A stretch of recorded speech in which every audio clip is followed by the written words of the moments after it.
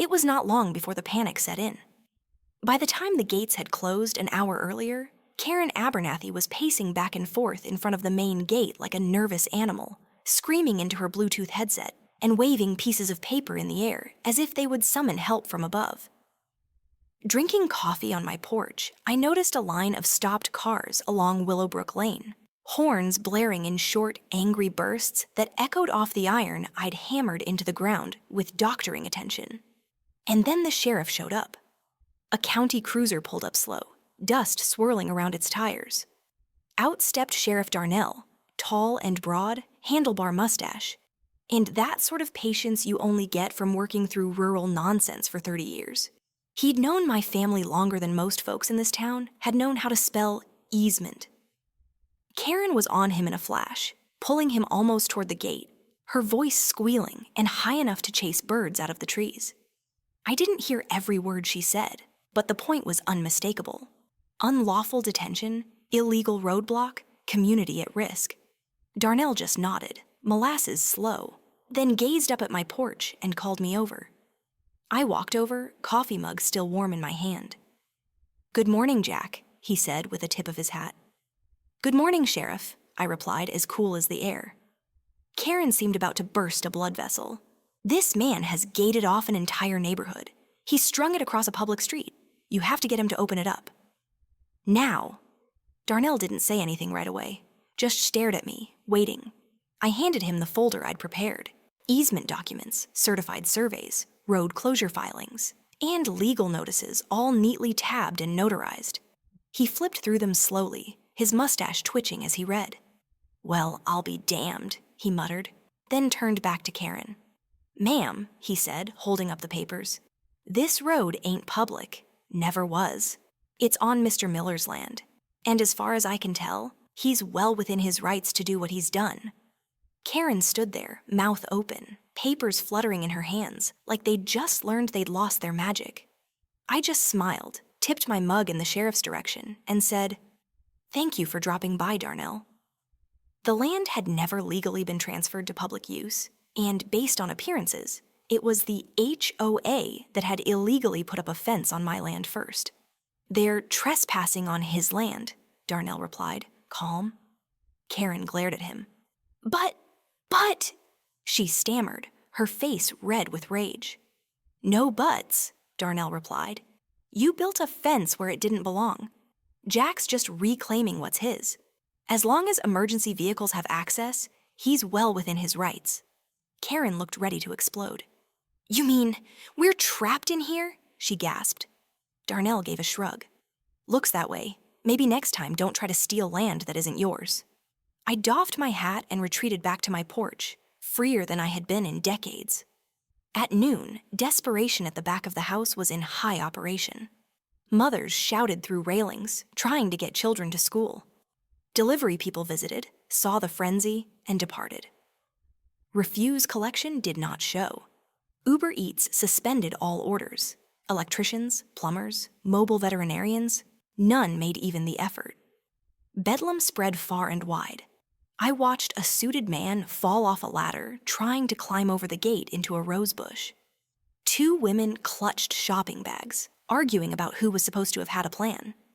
Children grumbled in SUVs, while mothers screamed into phones. HOA board members rushed around like rats on a sinking ship, hoping to contain the disaster. They yelled for explanations. Emergency HOA board meetings broke down into driveway shouting matches. Karen and the board clung to their story. The fence legal, the growth justified, all done for the community. But no amount of spinning could hide the truth. They'd built their dream subdivision on a lie, and now they were suffering the consequences. The news spread fast. Local media remained outside the gate. Reporters captured citizens yelling through the bars, imprisoned in their own homes. One unlucky guy still wearing a proud Willowbrook resident shirt came close to bawling on live television. Karen attempted a press briefing, but citizens shouted her down in rage.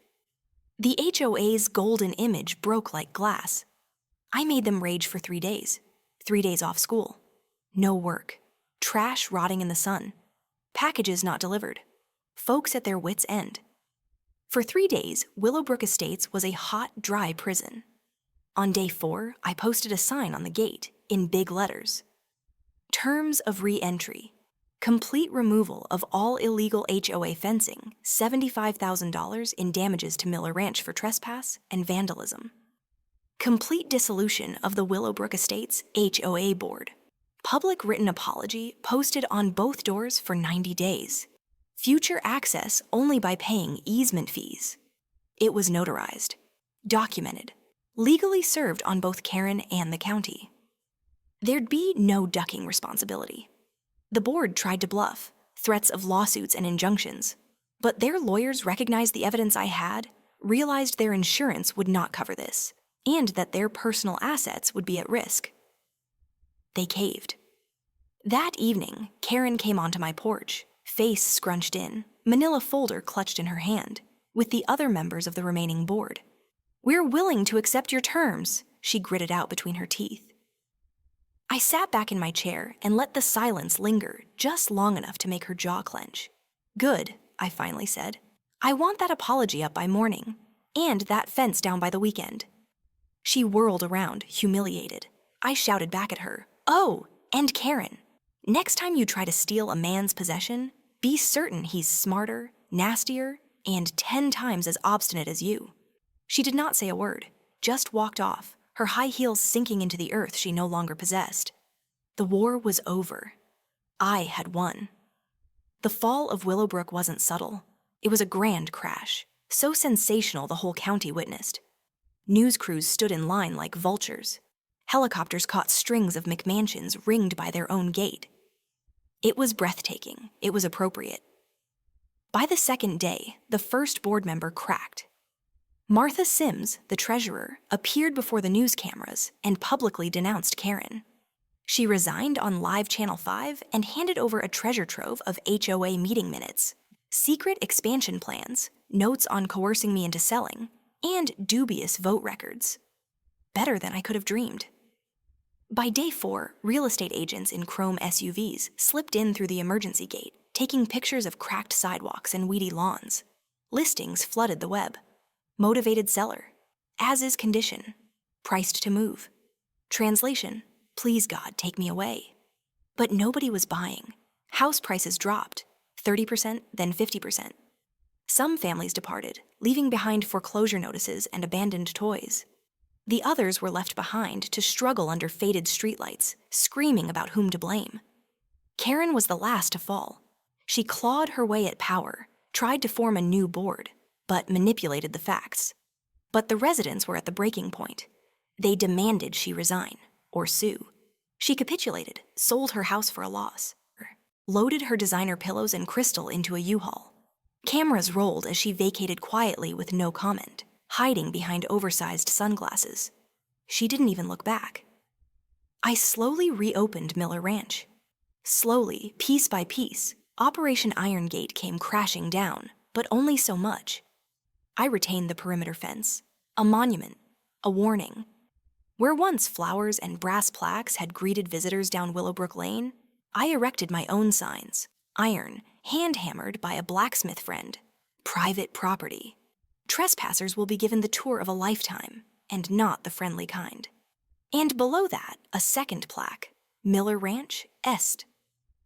1932. Show some respect or learn why you shouldn't. Nobody stepped across the line again. None of the scooter kids. None of the dog walkers. None of the curious neighbors. They were all steadfastly behind the bars, exchanging terrified tales. The legend developed. "Don't mess with old man Miller," they'd say at barbecues and parent-teacher meetings. "He's the king of Willowbrook now." King. I must admit, I liked the way that sounded. I spent the subsequent months rebuilding, painting the barn, replacing the livestock, sowing wildflowers by the creek. And each evening, sitting on the porch, ice-cold drink in hand, wind chimes singing through the gate. And those keys? They stayed on my belt. Heavy, reflecting, reminder. Oh, sure, a few residents tried to negotiate, wanted new terms, new start. I listened, I nodded, then smiled at them the slow smile I smiled at Karen on that last day. "No deals," I'd say to them, tapping my keys on my thigh. "You made your bed. Lie in it." I'd watch them staring from the other side of the gate sometimes, hips cocked, full of regret. I didn't wave, I didn't nod. I let the wind do the talking, sighing through the bars like a warning. One anniversary of Operation Iron Gate, the last moving truck rumbled out of Willowbrook Lane. Last holdout gone. The driver wrestled the broken keypad, shrugged, and headed down the gravel road towards town. Wind picked up. The iron gate slammed behind him with a resounding report felt through the ground. A period at the end of a lengthy, arduous sentence. I leaned back in my chair, keys jingling on my belt. Peace had settled over Miller Ranch. And as long as I'm alive, it'll stay that way. Because out here, under wide open sky, there's only one law: respect the land, or learn why you should.